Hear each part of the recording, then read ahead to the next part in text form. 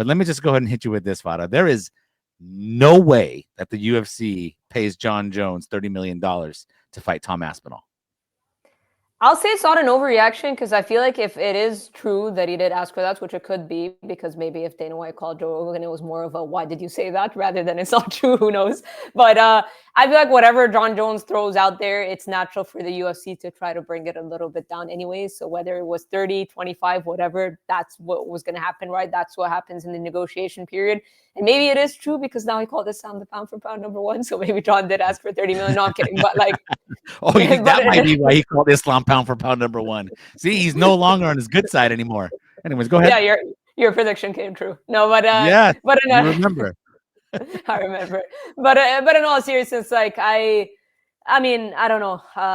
I'm sure it's going to take a bit of time before this gets settled. Wouldn't be surprised if it got pushed all the way to November because it seems like Jones, November, MSG is always what ends up happening. So this could be a dragged out process for Tom Aspinall. But yeah, I mean, I don't know. I'm assuming Jon Jones is asking for a lot. He said FU money, right? So do we consider 30 million FU money? Yeah. FU money, $30 million really would be FU money, but there's just no way. I mean, I think back to the whole thing with, I've said it before, with Jon Jones and Francis Ngannou like 5 years ago when they wanted to fight and they wanted more money. And that was a whole thing with Dana White and Jon Jones, right? And at the time, it was FU money was Deontay Wilder money. That Deontay Wilder money figure was in reference to the $30 million he had made for a fight with Tyson Fury. And if you recall, Jon Jones said he'd never made half of what Deontay Wilder has made. So if you do the math there, that means 6 years ago, Jon Jones was basically admitting that he'd never made more than $7.5 million for a UFC fight. There is no way they're paying anybody outside of maybe Conor McGregor, and I don't even know if that's the case with him.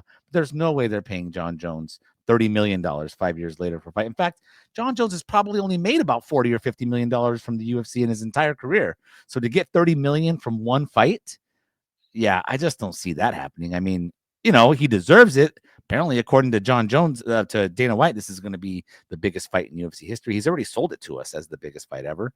So, yeah, if you really believe that and you really believe it's going to sell a lot and it's going to make you a bunch of money, pay Jon Jones what he's worth.